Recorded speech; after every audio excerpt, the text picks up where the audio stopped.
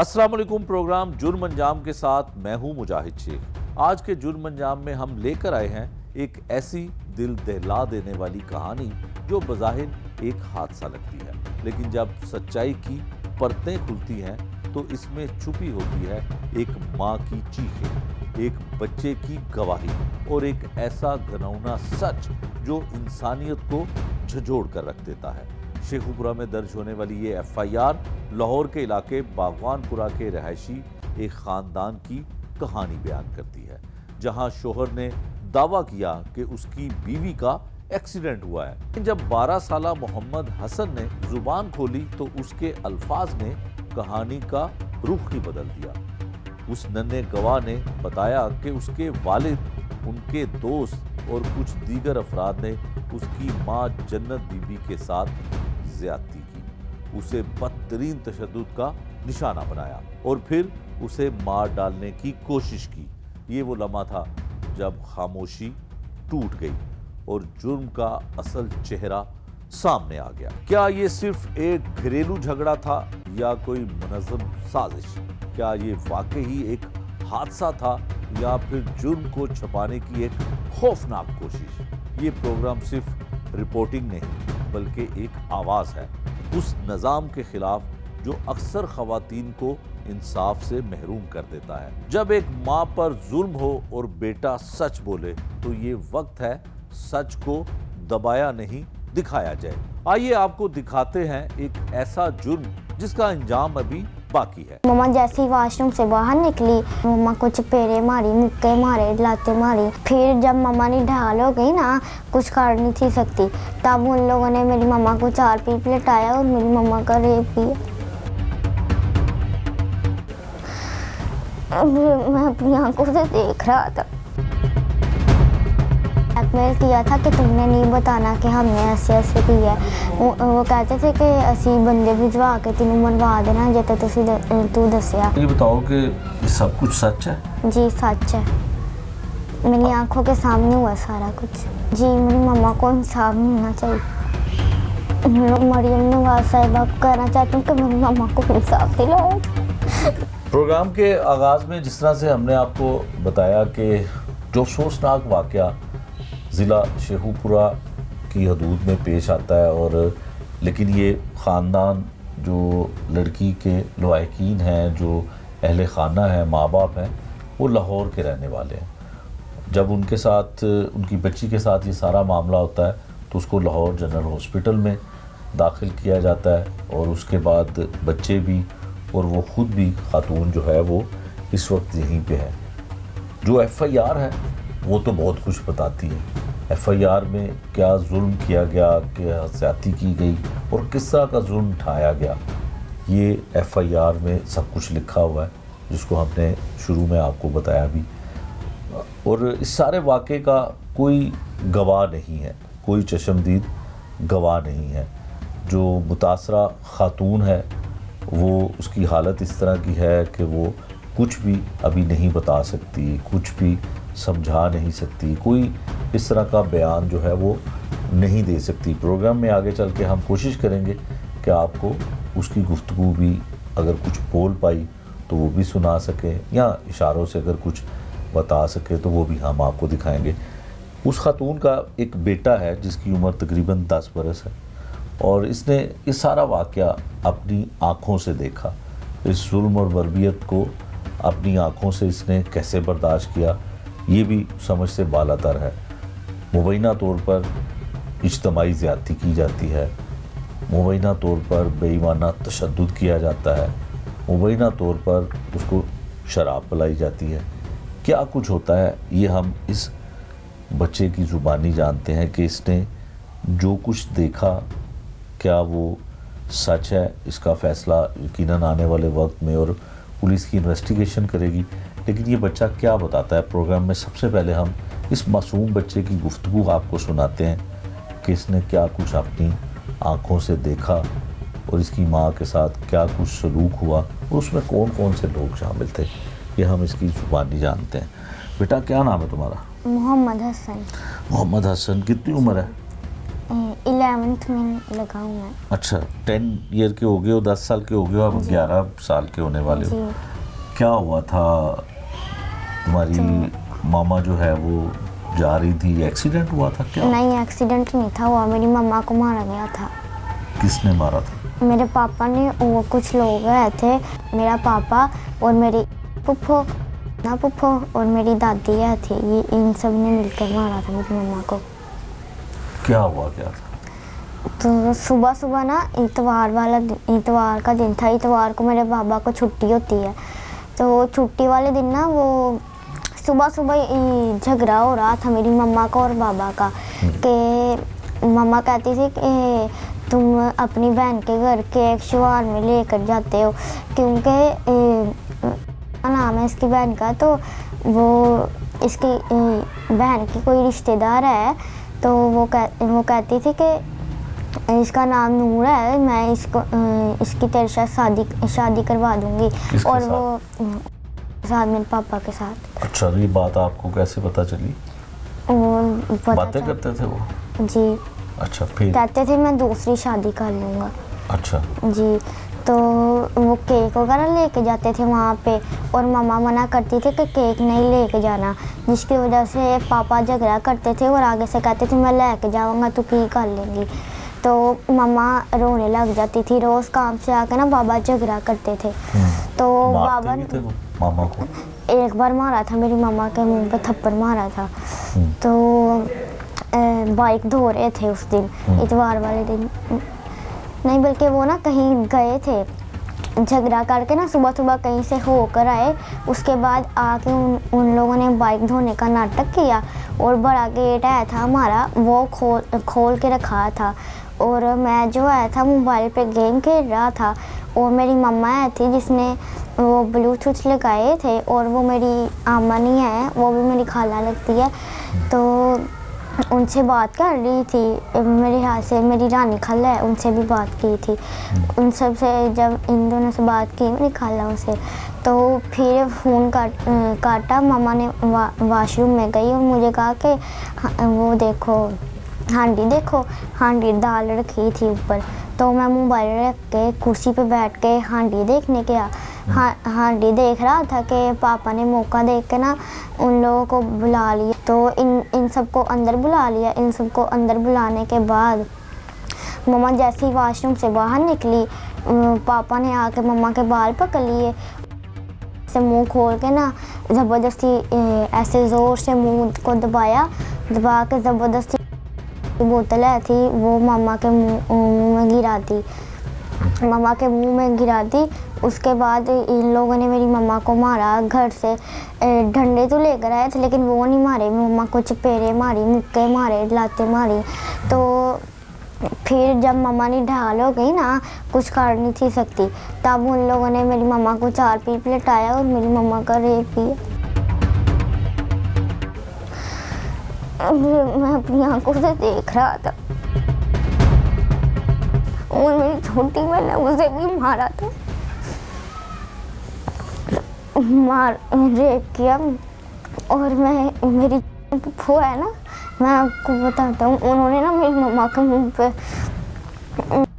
किया था, और बाकी सब ने मेरी मम्मा के शलवार पे किया था। ज्यादती करके उन लोगों ने फिर मेरी मम्मा को नहला के ना कपड़े पहना के फिर उन लोगों ने मम्मा का सर ना टेबल पे रख के फिर उन लोगों ने ना दोनों तरफ ऐसे गद्दियाँ रखी, एक इस साइड पे और एक इस साइड पे। फिर जो है ना वो लोहे का डंडा लाया था, लोहे के डंडे के साथ 10-10 मिनट उन सब ने मारा मम्मा को सर पर। और मेरी बहना का सर यहाँ से यहाँ करके ना ज़ख्मी है, उसके ऊपर वो जिल्तर वाले गोल डंडे आए थे वो रग रहे हैं। और मेरी जब रग रहे ना तब सोफे पे फेंक दिया और मैंने अपनी बहना को उठाया तो वो सहम गई थी, तब कुछ बोलती ही नहीं थी। जब उन लोगों ने मेरी मम्मा के सर पे डंडे मारे उसके बाद वो जो है उसका ना पाँव नहीं ठीक है, तो उसने सोचा कि मैं इसे भी लंगड़ा कर देता हूँ। मेरी मम्मा के पाँव पे ना उसने वो पकड़ी थी साखियाँ, जो चल नहीं ना सकता था, उसने मेरी मम्मा के पाँव पे वो मारी ज़ोर ज़ोर से। फिर जब इन लोगों ने सारा कुछ खा लिया और मेरी फूफो ने ना करके ना मेरी मम्मा के बाल भी ऐसे एक एक करके बार बार खींचे और काटे भी। फिर सारों ने मिलकर आके मम्मा के साथ जाती की। उसके बाद इन लोगों ने जब डंडे वगैरह मार लिए फिर ये लोग ना हम लोगों को घर छोड़ के ताला लगा कर गए थे। आप घर में थे? जी। मामा भी आपके घर में थी? नहीं, मम्मा को लेकर गए थे। कहाँ? वो तो कुछ बात कर रहे थे कि हॉस्पिटल लेके जाते हैं किसी छोटे मोटे। एक हॉस्पिटल का तो मैं नाम नहीं ठीक से याद है, लेकिन दूसरे हॉस्पिटल का ये याद है। उसका नाम है गिलानी हॉस्पिटल, वो बच्चों का हॉस्पिटल है। पहले वहाँ पर लेकर गए, लेकिन वहाँ पर उन्होंने कहा कि हम नहीं कुछ कर सकते, ये बच्चों का हॉस्पिटल है। फिर वो लोग घर लाए। जब मम्मा के साथ जाती वगैरह की मारी ना, तब भी मम्मा ने गाड़ी पर लेके गए थे। टोगर की गाड़ी थी और वो लोग लेकर गए थे, बाहर से ताला लगा कर गए थे। आप और बहन घर पे थी? जी। बहन को किसने संभाला? वो तो बहुत छोटी है। मैंने संभाला था। अच्छा। जी। तो मामा आपकी बेहोश थी? जी, बेहोश थी क्योंकि मेरी मम्मा के सर पे डंडे मारे थे उन लोगों ने। अच्छा, मुझे बताओ कि वो हॉस्पिटल जब लेके आए थे लाहौर में, वो तो आपके पापा कहते थे कि एक्सीडेंट हो गया। वो झूठ बोलते थे बार बार और उन्होंने ना मुझे ब्लैकमेल किया था कि तुमने नहीं बताना कि हमने ऐसे ऐसे किया है। वो कहते थे कि असी बंदे भिजवा के तेनू मरवा देना जे तू दसिया। मुझे ब्लैकमेल करते थे वो लोग। फिर ये लोग गिलानी हॉस्पिटल से जब वापस आए, वापस आके हम दोनों को गाड़ी में बिठा लिया। गाड़ी में बिठा के फिर लेके गए शेखुपुरा वाले कोई हॉस्पिटल में। वहाँ पे लोगों ने स्ट्रेचर पे डाला, स्ट्रेचर पे डाल के एमरजेंसी में लेकर गए। उन्होंने ड्रिप लगाई और एक इंजेक्शन लगा दिया। इंजेक्शन लगा के उन्होंने फिर सीटी स्कैन किया और उन्होंने भी कहा कि हमारे बस का नहीं है, इनकी दिमाग की हड्डी डैमेज है, टूट गई है पूरी तरह, 2 हड्डियाँ टूटी थी मम्मा की। तो उन लोगों ने तो जवाब दे दिया था, लेकिन उन लोगों ने रेफ़र कर दिया था लाहौर जनरल हॉस्पिटल में। रेफ़र करके फिर मेरे अली मामू है और वो है नौशी खाला है, वो लोग सबसे पहले आए थे और हम भी उसी वक्त ही पहुँचे थे। मम्मा को हमने स्ट्रेचर पर डाला, फिर हॉस्पिटल के अंदर लेके गए। फिर 1.5-2 घंटे ना ऐसे ही हम सीटी स्कैन करवा, पर्चियाँ बनवा, ऐसे कुछ करते रहे। फिर ऑपरेट का उन्होंने कहा था, उन लोगों ने फिर ऑपरेट किया और फिर उन लोगों ने किया। और पापा जो है ना बार बार मुझे ब्लैकमेल करते थे। जब यहाँ पे ये वाले हॉस्पिटल जनरल हॉस्पिटल लाहौर में ला रहे थे ना, तब भी वो एम्बुलेंस में मुझे कहते थे कि तूने नहीं बताना, कुछ भी नहीं तूने बोलना। ये बताओ कि ये सब कुछ सच है? जी सच है, मेरी आंखों के सामने हुआ सारा कुछ। तो पुलिस ने पूछा आपसे? नहीं, पुलिस ने नहीं पूछा मेरे से। पुलिस पूछेगी तो यही बताओगे? जी। ये किसी के कहने पे तो नहीं कर रहे ऐसी बात? नहीं, किसी के कहने पे नहीं, मैंने अपनी आंखों से देखा सारा कुछ ही। सब कुछ ऐसे हुआ? जी।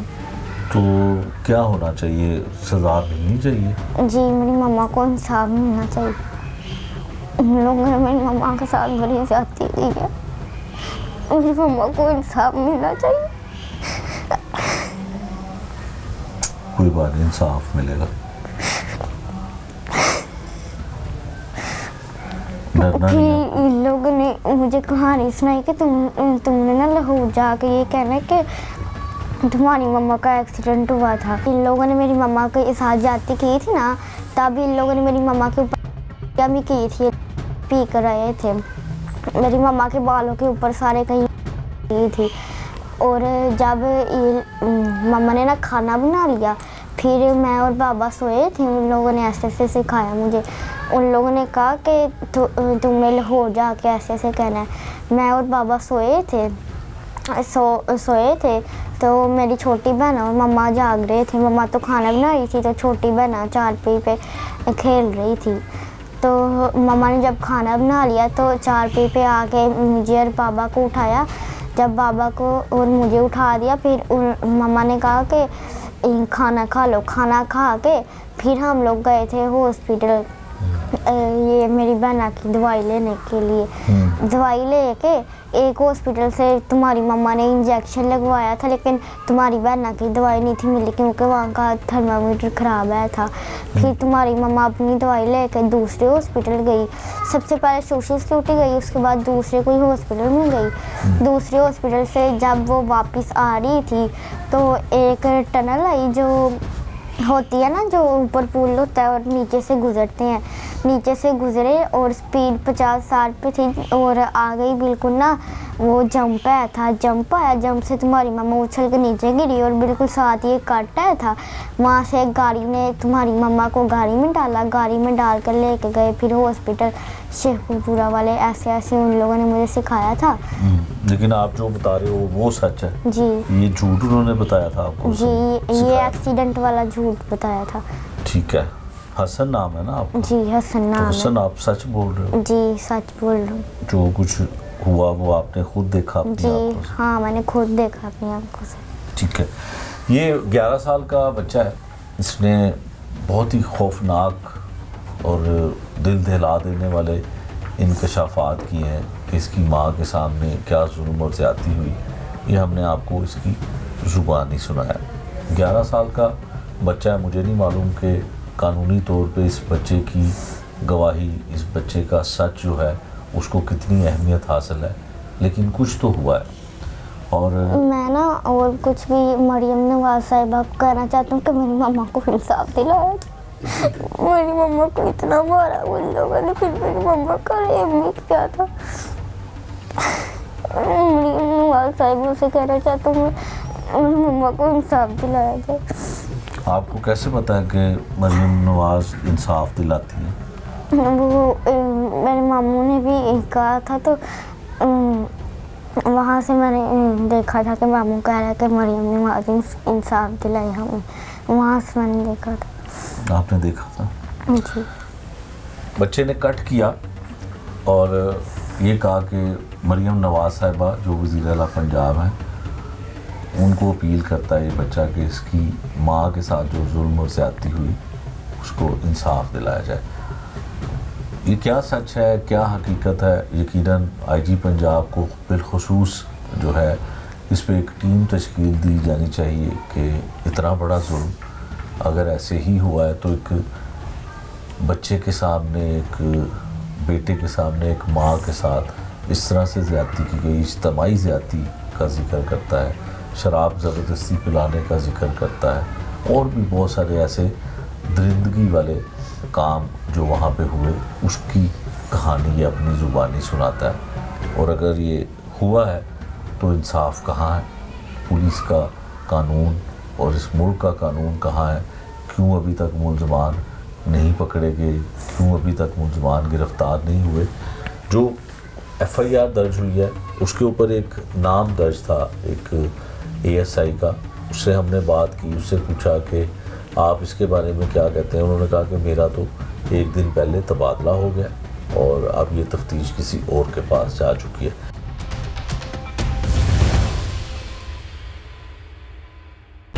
हमारा दिल मतलब वो सुन के फट जाता है कि ज़मीन खुले और हम सब दफन हो जाए। जो हमने सुना है इतनी ज़्यादती कभी सुनी ही नहीं थी। शोहर पास खड़ा होके नंदे बाजू पकड़ के ये सब करवा रही हैं। पूरा का पूरा थाना ही बिका हुआ है। SHO साहब के कमरे में 6-6 घंटे बहन के मैं और मेरी सिस्टर आते रहे हैं। यहाँ लाहौर से शेखुपुरा जाते रहे हैं, यहाँ डेली जाते रहे हैं, सुबह जाते रहे हैं, रात को वापस आते रहे हैं, कोई सुनवाई नहीं। आगे हम DSP के दफ्तर गए हैं, कोई सुनवाई नहीं। ना बात कर रही है, ना बोल रही है, ना मूवमेंट कर रही है, जैसी देखी थी वैसी है। ये बस ये चाहिए कि हम कौन सा ऐसा दरवाज़ा खटखटाएं कि जिससे हमें इंसाफ मिले। मेरी छोटी बहन है, चौथे नंबर पे, हम 5 बहनें हैं। तो उसके शोहर ने हमें ये बताया फ़ोन कॉल करके कि एक्सीडेंट हो गया है। फिर हम जनरल हॉस्पिटल पहुँचे हैं। फिर डॉक्टर ने भी यही कहा कि पुलिस केस लग रहा है, लेकिन हमने तवज्जो नहीं की। फिर उसके बेटे ने एक दिन बाद बताया कि ये मामला है। डॉक्टर ने यही कहा कि इसके साथ ज़्यादती हुई है और तशद्दुद हुआ है। ये रोड एक्सीडेंट चोट नहीं है जो फुट पे लगी हुई है। तो वो फिर बच्चे से भी हमने पूछा, उसने भी फिर बताया, हमें आगाह किया कि नहीं, हम घर से बाहर ही नहीं निकले ना, क्योंकि 5 बजे तक तो उसकी बात हुई है मेरी सिस्टर से। तो तब तक उसने नहीं कहा कि मैं दवाई लेने जा रही हूँ या बाहर जा रही हूँ। तो फिर पता चला कि ये अटेम्प्ट टू मर्डर है और गैंग रेप है। तो हमें इंसाफ चाहिए। आए दिन लड़ाई झगड़े, अम्मी की तरफ 2-2 साल रहती थी आके, मियाँ के साथ भी रहती थी, कभी कभी ससुराल वाले निकाल देते थे, कभी फिर अकेली मियाँ से लड़ के अकेली भी रहती रही है। और 2 साल पहले तकरीबन अदालत में केस भी लगा था खुला का। तो फिर उनके मतलब घर वाले मामू चाचू आके तो ले गए। तो हमारी बहन मतलब हम लोगों को नाराज़ करके ही ना, लेकिन अपने ससुराल चले गई, कह रही थी मैंने डिवोर्स नहीं लेनी। जो हमने सुना है वो हमारी ज़ुबान इजाज़त ही नहीं देती कि हम बता सके। हमारा दिल मतलब वो सुन के फट जाता है कि ज़मीन खुले और हम सब दफन हो जाए। जो हमने सुना है, इतनी ज़्यादती कभी सुनी ही नहीं थी, कभी भी नहीं सुनी ऐसी ज़्यादती कि इतना शोहर पास खड़ा हो के नंदे बाजू पकड़ के ये सब करवा रही हैं। इतनी ज़्यादती कभी भी नहीं। अगर शोहर मिला हुआ है, ज़ाहिरी बात है उसने ये सब करवाया है, ये बच्चा जो बता रहा है ये सब हुआ है, तो उसको सज़ा, सख्त से सख्त सज़ा मिलनी चाहिए। पूरा का पूरा थाना ही बिका हुआ है। SHO साहब के कमरे में 6-6 घंटे बहन के मैं और मेरी सिस्टर आते रहे हैं। यहाँ लाहौर से शेखुपुरा जाते रहे हैं, हम डेली जाते रहे हैं, सुबह जाते रहे हैं, रात को वापस आते रहे हैं, कोई सुनवाई नहीं। आगे हम DSP के दफ्तर गए हैं, कोई सुनवाई नहीं। हमें इंसाफ चाहिए। यहाँ जो पंजाब के DIG साहब हैं, जो मरियम नवाज़ हैं, हमें इंसाफ चाहिए बस। वो उनके चौधरी ने फ़ोन कर दिया हुआ है, वो कहते हैं कि हम फ़ोन आ गया हुआ है, वो आगे से ये कहते हैं कि उनका फ़ोन आ गया डोगर का। ऐसा कुछ नहीं हुआ, वो कहते हैं एक्सीडेंट हुआ है, बिना तफसीस के बिना कुछ किए वो कह रहे हैं एक्सीडेंट हुआ है, ये एक्सीडेंट केस है। वो तो आप खुद भी देख सकते हैं कि कैसी हालत है, तशवीशनाक हालत है उसकी, अभी भी वैसी की वैसी है, जैसी हमने देखी थी वैसी है। ना बात कर रही है, ना बोल रही है, ना मूवमेंट कर रही है, जैसी देखी थी वैसी है। बयान देने के काबिल नहीं है, डॉक्टरों ने लिख दिया है कि बयान देने के काबिल नहीं है। हमने इन्हें कहा LMC करने का, इन्होंने हमारे इतने चक्कर लगवाए हैं, कभी लाहौर अदालत, कभी कचहरी और कभी शेखुपुरा की अदालत में। वो हमने स्टैंप वगैरह लगवा के साइन करवा के दिए हैं, फिर भी ये हमारे साथ जाके तो LMC नहीं करवा रहे। उसकी ज़्यादती हुई है उसका भी, और जो तशद्दुद हुआ है उसका भी। उसके सर की सर्जरी तकरीबन 7 से 8 घंटे की हुई है। बस यही कहना चाहते हैं कि हमें इंसाफ चाहिए। पिछले दिनों भी इकरा का वाक़या हुआ था, तो ये क्यों नहीं रुक रहे, ये काम क्यों नहीं रुक पा रहे? इतनी सख्तियों के बावजूद भी ये चलते जा रहे हैं। ये कहाँ आके रुकेंगे, कहाँ स्टॉप होंगे? ये बस ये चाहिए कि हम कौन सा ऐसा दरवाज़ा खटखटाएं कि जिससे हमें इंसाफ मिले, वो रास्ता हमें दिखा दें, बस हम वहाँ भी चले जाएंगे। इतना जलील पुलिस वालों ने हमें किया है कि हम अब वहाँ भी चले जाएंगे जलील हो के, जहाँ इंसाफ मिले। बस हम ये चाहते हैं। ना इसको चोट लगी, ना बच्चों को चोट लगी, सिर्फ मेरी बहन को ही क्यों चोट लगी। डॉक्टर ये कहते हैं कि ये रोड एक्सीडेंट नहीं है। जुल्म कैसे हुआ, क्यों हुआ, हमें पता ही नहीं है। हमें हमारी बहन एक ज़िंदा लाश की तरह मिली और वैसी ही है। हमें नहीं मालूम उसके साथ क्या हुआ क्या नहीं हुआ। हमने तो वो बताना है जो उसके बच्चे ने हमें सिर्फ बताया है। और रही बात ये कि पुलिस का, पुलिस तो बेहद हमें जलील कर रही है। पुलिस ने ज़रा सा भी इंसाफ, हम तो कह रहे हैं कि आप देखें, उनसे पूछें, अगर ऐसा सच है तो वो हमें इंसाफ दिलाए। जो हमें बच्चा बता रहा है उसकी हालत ऐसी है ना, उसके रोड एक्सीडेंट वो कहता हुआ, रोड एक्सीडेंट में खराशें आती हैं, कोई खराश नहीं है उसके जिस्म पे। वो कहते हैं कि जी रोड एक्सीडेंट में, डॉक्टर कहते हैं कि अगर कपड़े फटते, रोड एक्सीडेंट था तो बच्चों को चोटें लगती। इसको ये भी गिरता, ना इसको चोट लगी ना बच्चों को चोट लगी, सिर्फ मेरी बहन को ही क्यों चोट लगी। डॉक्टर ये कहते हैं कि ये रोड एक्सीडेंट नहीं है। तो इस वजह से हमें भी लगता है कि ये रोड एक्सीडेंट नहीं है। ना उसके जिस्म पे कोई खराश आई है, रोड था, ज़ाहिर है अगर रोड पे गिरी है उसके जिस्म पे खराशी होनी चाहिए थी, उसके सर पे कोई ज़ख़म होता, मगर सिर्फ दिमाग की हड्डियाँ ही टूटी उसकी, और कुछ भी नहीं हुआ उसको। पाँव के भी पट्टे जो है उसके डैमेज हो गए हैं, हड्डियाँ टूट गई हैं, और सर की भी हड्डियाँ टूट गई हैं। सारी ऊपर वाली खोपड़ी जो है ना, डॉक्टर कहते हैं टूट गई है। 2 दफ़ा ऑपरेट हुआ है उसका दिमाग का, और डॉक्टर भी यही कहते हैं कि ये रोड एक्सीडेंट नहीं है। जो मौजूदा हमें वो धमकियाँ दे रहे हैं फ़ोनों पे, या उसका मियाँ जाते जाते जो इस तरह कह के गया कि जी तुसी एक दफ़ा गाँव आके दिखाओ, तुहाडा भी बंदोबस्त किया हुआ है। इस वजह से हमें लग रहा है कि हमारी बहन का एक्सीडेंट नहीं हुआ। जन्नत की वालिदा अब हमारे साथ हैं और एक बहन है। इनसे जानते हैं कि इन्होंने अपनी जन्नत को घर से जब रुखसत किया तो क्या इनको तवक्को थी कि वो इस हालत में इनको दोबारा मिलेगी? क्या हालात थे आज से पहले घर के और ससुराल वालों के साथ, क्या मामला चलते रहे, ये माँ की ज़ुबानी जानते हैं। माँ जी दसो कि क्या था मामला, बेटी को इतना मारा? पता नहीं चला कि क्यों, कभी पैसे मांगते थे, कभी से छोड़ जाते थे, कभी ले जाते थे। बड़ा बेटा भी इधर ही हुआ, होने वाला ही था तो छोड़ गए थे, तो इधर ही हुआ। हमने कहा शायद ये इतनी कैपेसिटी नहीं रखते, तो हम चुप रहे। तो अब भी ऐसे ही करते थे, कभी वो आती थी तो अम्मी मुझे ये ले दो, अम्मी मुझे, हमने कहा ठीक है। अब पता ही नहीं चला, कहता कुछ डिमांड करता, हम शायद कर देते पूरी। अब तो मेरी बेटी को मार के छोड़ गए। आई 9-10 दिन हो गया वो बोली नहीं है, ना उसने मुंह से बोल के बताया। कहते एक्सीडेंट हुआ है, एक्सीडेंट हुआ है। एक्सीडेंट ऐसे होता है, उसके बेटे ने सारा बता दिया। 10 साल का उसका बेटा, उसने सारा बता दिया कि नहीं मारा है मम्मा को, मार मार के तो यहाँ से उसकी हड्डियाँ तोड़ दी हैं 2 तालू की। तो डॉक्टर ने ऑपरेट करते वक्त फिर उसके बाल उतार के ज़ाहिर है उन्होंने ऑपरेट करना था। फिर दूसरे दिन आए डॉक्टर, तो उन्होंने कहा माँ जी इधर इन्फेक्शन हो रहा है, ये भी उतारने पड़ेंगे। मैंने कहा ठीक है बेटा उतरवा देते हैं, उसकी जान ज़रूरी है। फिर वो भी उतार दिए, सारी मेरी बेटी के टिंड काट दी। अच्छा, क्या कुछ हुआ? बेटे ने आपके जो नवासा है आपका, हाँ जी, उसने क्या कुछ बताया, क्या कुछ हुआ? वो तो बड़ा कुछ बता रहा था, रात को बताया उसने मामू अपने को। वो भी उसके मामू ने बड़ा कहा, उसने कहा कि तेरी माँ इतना तेरे पे जान निछार करती थी यार, कुछ थे 10 सालों। तो फिर उसने बताया कि मारा है मम्मा को मामू।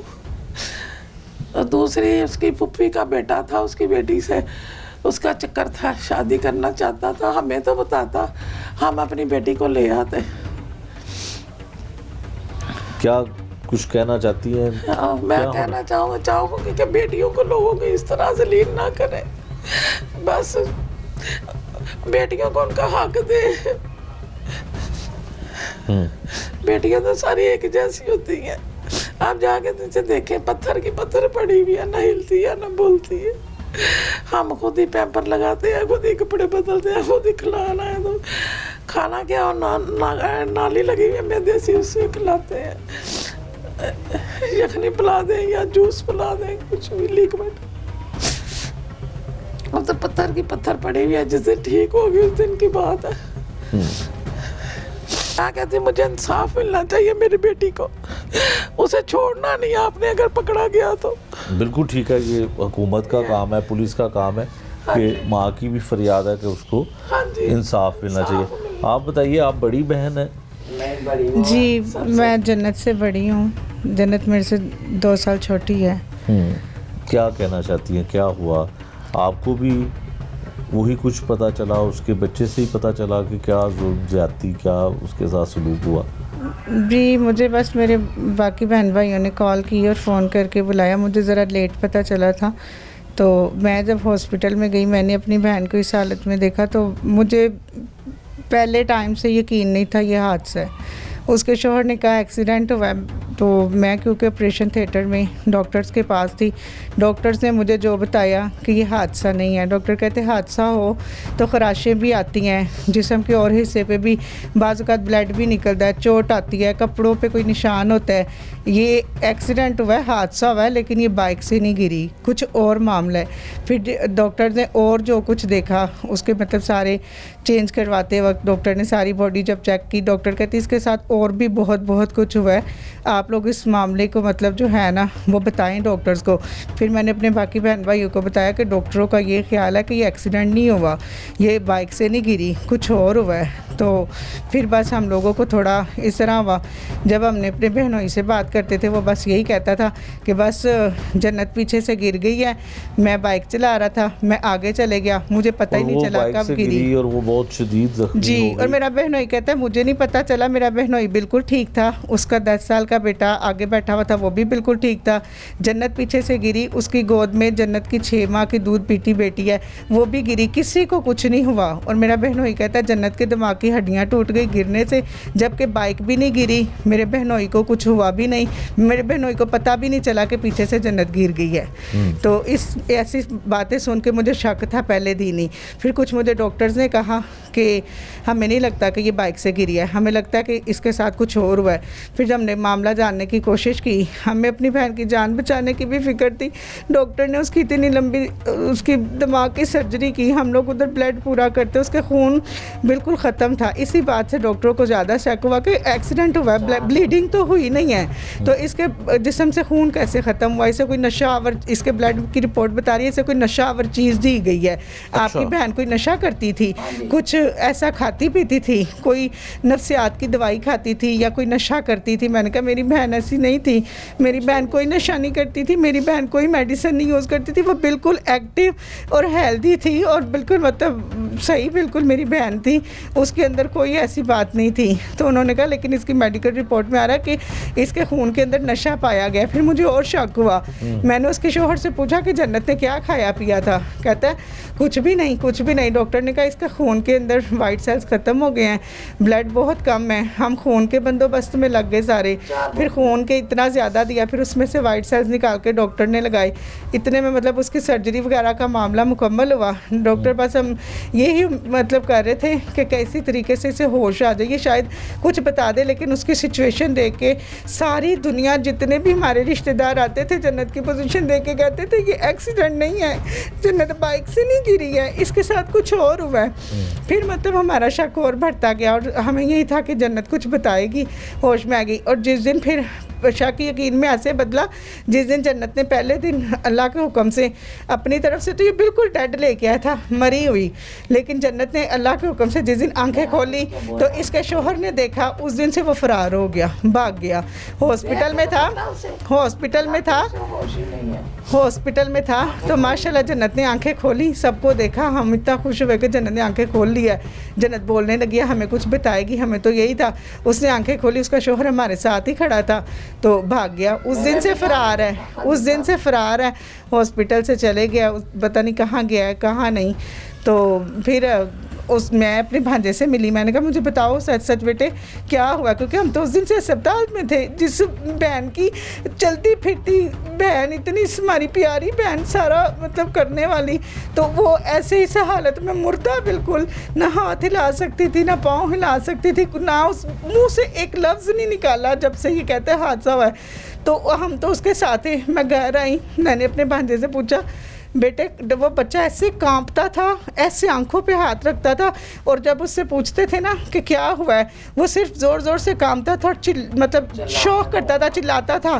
तो फिर मैंने उसे इत्मीनान में लिया, तो मैंने उसे कहा मुझे सच बताओ बेटे क्या हुआ है। फिर जन्नत का माशाल्लाह छोटा नहीं है, जन्नत की और मेरी शादी इकट्ठी हुई थी, तो जन्नत का बेटा भी मतलब जो है ना 12 साल का बच्चा है, 13वें साल में लगा हुआ है। तो उसने मुझे सारा बताया कि खाला इस तरह से जो है ना, इतवार का दिन था, पापा घर में थे, पापा मामा से शुरू से लड़ रहे थे, घर में लड़ाई 2-3 दिन से थी। मामा को पता चल गया था पापा जो है ना वो दूसरी शादी कर रहे थे, तो मामा कहती थी कर लो, लेकिन बस इस घर में ना लेके आना उसे, ये मेरा घर है, मैं उसे यहाँ पे बर्दाश्त नहीं कर सकती थी, तो तुम शादी कर लो लेकिन इस घर में ना लेना। कहता पापा कहते थे मैं शादी करके इधर ही लेके आऊँगा।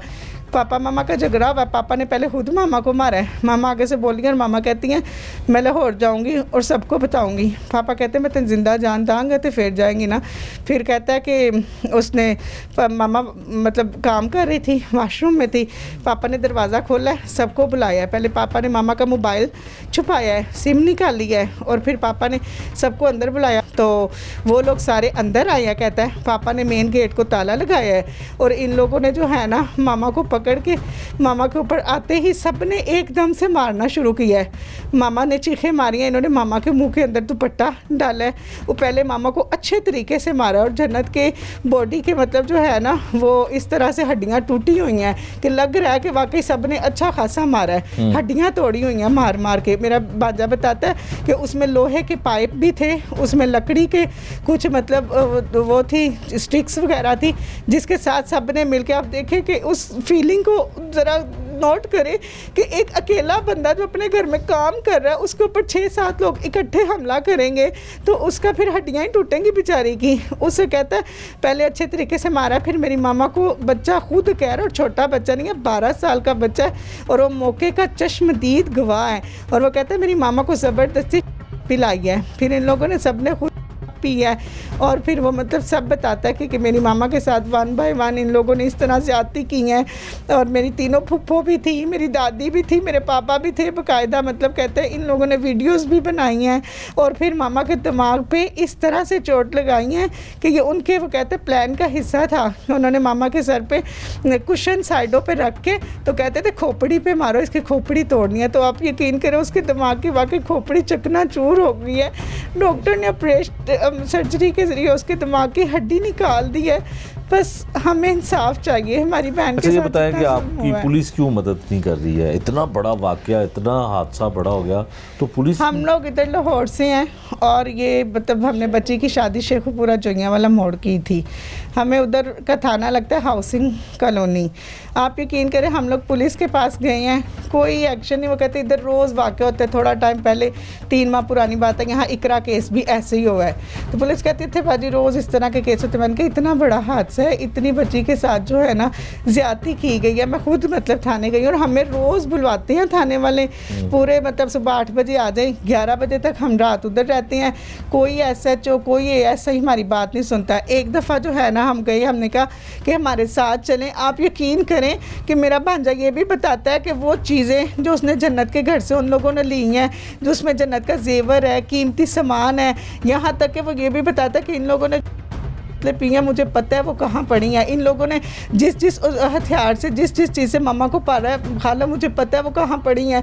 लेकिन हम पुलिस को कहते हैं कि उस जगह पे जाके देखें तो सही, उस जगह पे कोई हमारे साथ जाके कि देखे तो सही कि ये बच्चे की बात में कितनी सच्चाई है। बच्चा बता रहा है लेकिन कोई जाता ही नहीं। फिर हम पुलिस को एक दफ़ा लेके गए हैं कि ये देखें, हमने खुद देखा है कि मतलब मुजरिम जहाँ जहाँ पे रहती हैं अपनी रहायशगाह पे मौके पे मौजूद थे। 2 फरार है, मेरा बहनोई और उसका भी नोई, ये 2 अपने घर से अपने मतलब जो है ना वो गायब है, फरार है, पता नहीं कहाँ छुप अच्छा, गए। मुझे ये बताएं मेरी बहन कि इतना बड़ा जुल्म जो आपने बताया FIR के अंदर भी लिखा हुआ है कि सब कुछ हुआ, दफ़ात वो वाली नहीं लगी, 324 की दफ़ात हुई, उसमें गैंग रेप जो है वो नहीं हुआ, और उसमें अभी तक आप बताती हैं मेडिकल भी नहीं आया, आपकी दूसरे लोगों ने बताया। मुझे सिर्फ ये बताएं कि इस पंजाब के सूबे की वज़ीर आला पंजाब ख़ातून है और वो तो बहुत सख्त एक्शन लेती हैं, किसी को माफ़ी नहीं मिलती अगर कोई ऐसा ख़ासकर ख़वातीन के लिए करे। वो कहती है हमारी डेड लाइन है, रेड लाइन है ख़वातीन और बच्चे। लेकिन हमें तो इंसाफ नहीं मिल कुछ रहा। कहना चाहती हैं उनको? आपकी मेहरबानी कि हमारी बहन को इंसाफ मिलना चाहिए। जो कुछ उसके साथ हो गया, जिंदा लाश बन के पड़ी है, अपने एक हाथ की उंगली तक नहीं हिला सकती, ना बोल सकती है, ना कुछ बता सकती है, बिल्कुल एक पत्थर की बेजान चीज़ पड़ी है। जो कुछ हो गया हो गया, लेकिन कम से कम जिसने किया उसे तो सज़ा दे सकते हैं ना, पकड़ सकते हैं ना आप लोग। मेरी हुकूमत से यही अपील है कि मेहरबानी फरमा के मेरी बहन को इंसाफ दिया जाए। उसके 6 माह की दूध पीती बच्ची बिलक बिलक के रो रही है, उसका बेटा जिसे माँ की सख्त ज़रूरत है, कौन उनकी परवरिश करेगा? बाप तो मार के छोड़ के भाग गया, माँ जिंदा लाश पड़ी है, कौन बच्चों को देखेगा? खुदारा हम लोगों के ऊपर रहम खाया जाए और हमें इंसाफ दिलाया जाए।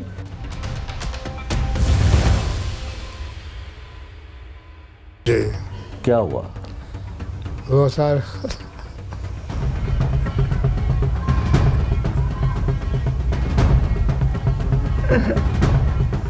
आपको कैसे बयान करूं? जन्नत नूर जो मुतासरा खातून है, इसके वालिद जो इस FIR के मुद्दई भी हैं और बाप भी है और साथ उसके भाई है। इनकी ज़ुबानी जानते हैं कि अब तक पुलिस इनको कितना इंसाफ दिला सकी है, क्या कार्रवाई अब तक अमल में लाई गई है, और जो मामला हुआ वो घर की बहनों ने, माँ ने और ख़ासकर उस 12 साल 11 साल बच्चे ने अपनी ज़ुबानी सुनाया। बुज़ुर्गों की नाम है ਤੁਹਾਡਾ? अरशद महमूद। बिस्मिल्लाह रहमान रहीम। मेरा नाम अरशद महमूद है। ठीक है। अर्शद साहब ये बताएं कि बेटी के साथ तो बड़ा जुल्म हुआ जो FIR में लिखा है, जी क्या हुआ? वो सर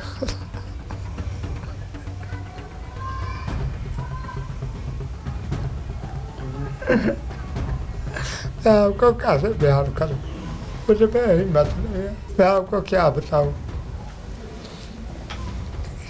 हमारे साथ इतना जुल्म हुआ तो वो जिधर भी हम जाते हैं ना तो कोई फरियाद नहीं है हमारी, पुलिस किसी किस्म का कोई सुनती नहीं है। उन्होंने पैसा दिया हुआ, वो हमारी कहीं भी फरियाद नहीं है।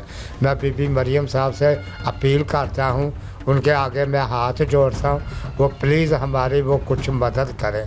वो घर आए हमारे, वो देखें भी क्या वाक़या, मेरी बच्ची से मुलाकात करें। और मैं मरियम साहब से वो अपील करता हूँ, मेरी बच्ची के साथ मुलाकात करें और हकीकत जानने की कोशिश करें और हमारी प्लीज़ मदद करें। तो उन्होंने इतने अच्छे अच्छे काम किया, मैं उम्मीद रखता हूँ वो मेरे लिए भी अच्छा ही सोचेंगी और आएंगी भी और वो मेरी मदद भी करेंगी और आर्डर भी करेंगे।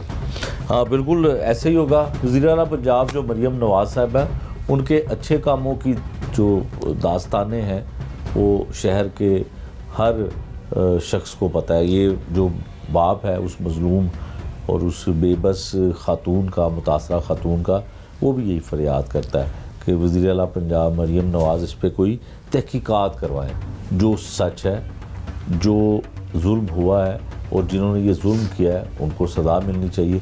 अब भाई जो है उससे बात करते हैं। भाई माइक लें आप बताएं कि क्या पुलिस क्या कहती है, आपकी बात हुई है, FIR तो दर्ज हो गई लेकिन उसमें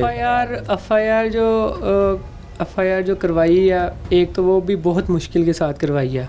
जैसा कि मेरी बहन के साथ हुआ है, अटेम्प्ट टू मर्डर है और उसके बाद रेप केस है और गैंग रेप केस है और वो दफ़ा ही नहीं लगी। और जो FIR काटी गई है, जो दरख्वास्त के ऊपर नाम लिखे गए हैं और जो हमने पेश की थी, जो दरख्वास्त हमने दी है और जो दरख्वास्त थानेदार ने खुद से लिखी है उसमें और हमारी FIR में काफ़ी फ़र्क है। आपने एप्लीकेशन नहीं लिखी थी? लिखी है वो उस पर FIR टाइपिंग नहीं, उस पर अब वो पता नहीं थानेदार ने कहाँ पे रखी है, हमें इस चीज़ का इल्म नहीं है। जिस तरह उसके ससुराल वालों ने उसके साथ जुल्म किया, इन्होंने उसे मारा है, ये सभी ने मारा है। मारने के बाद उसे बाद मैं बयान नहीं कर सकता कि उन घटिया लोगों ने क्या क्या हरकतें की हैं मेरी बहन के साथ। उसके बाद उन्होंने इज्तिमाई ज़्यादती की है मेरी सिस्टर के साथ और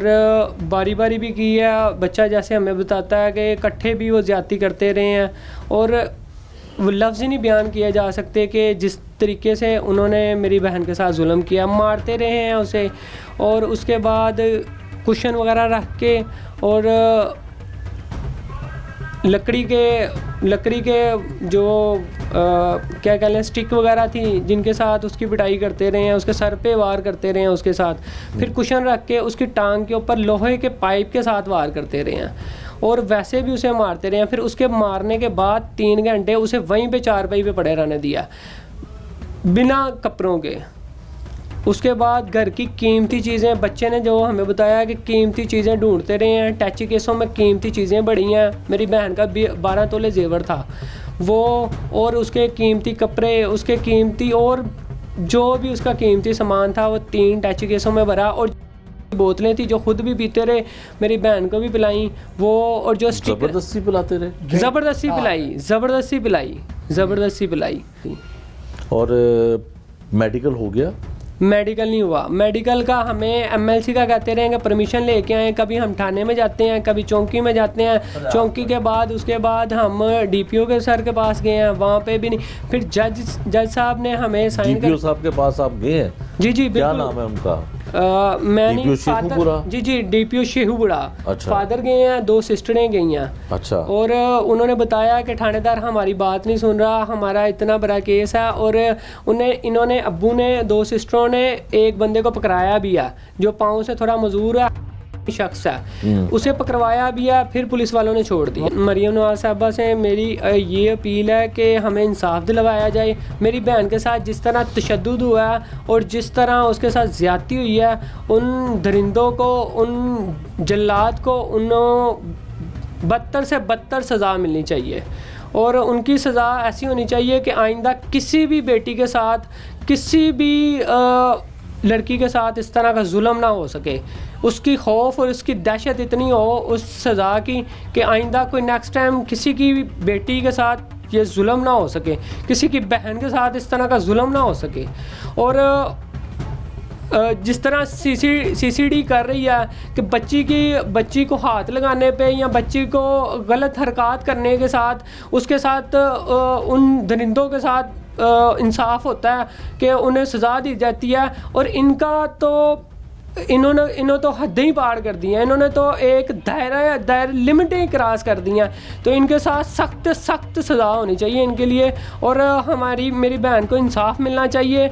और मरियम नवाज साहबा से यही दरख्वास्त है कि वो खुद इस चीज़ पे नोटिस लें, खुद इसे देखें। सीसीडी के जो बड़े हेड हैं, मुझे उनका नाम नहीं पता, आईजी पंजाब का नाम नहीं पता, मुझे पंजाब पुलिस के बड़े अफसरात का नाम नहीं पता, मगर मेरी इन अदारों से, इन लोगों से मेरी अपील है कि मेरी दरख्वास्त को और अल्लाह के बाद मैं इनके सुपुर्द करता हूँ, मरियम नवाज साहबा के सुपुर्द करता हूँ कि मेरी बहन को इंसाफ दिलाया जाए।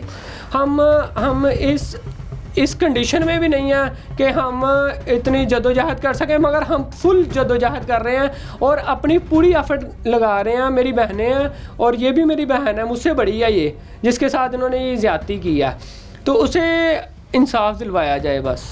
बिल्कुल ठीक है जी। ये भाई ने जिस तरह से बताया कि इसको पंजाब पुलिस के जो आईजी हैं उनका नाम नहीं मिला पता, आईजी पंजाब डॉक्टर उस्मान अनवर साहब हैं और इनको सीसीडी के हेड जो एडिशनल आईजी सुहेल जफ़र चट्टा साहब हैं, उनके आगे ये अपील करता है। और फिर आरपीओ शेखुपुरा जो वो हैं उनके आगे भी ये दरख्वास्त करता है कि उनको भी कम अज़ कम ये इंसाफ की अपील की दुहाइयाँ देता है कि अगर उन्होंने ये जुल्म किया है, मुलजमान ने ये ज़्यादती की है, एफआईआर भी दर्ज है, वो दफ़ात गो के नहीं है, लेकिन उस एफआईआर में ये तमाम हक़ाइक़ लिखे हुए हैं। इसको कानून के मुताबिक और कायदे कानून के मुताबिक रखते हुए, देखते हुए मुलजमान को सज़ा मिलनी चाहिए। नाज़रीन, कभी कभी एक हादसा सिर्फ एक हादसा नहीं होता, कभी एक खामोशी एक सच्चाई को छुपाए रखती है और कभी एक बच्चे की गवाही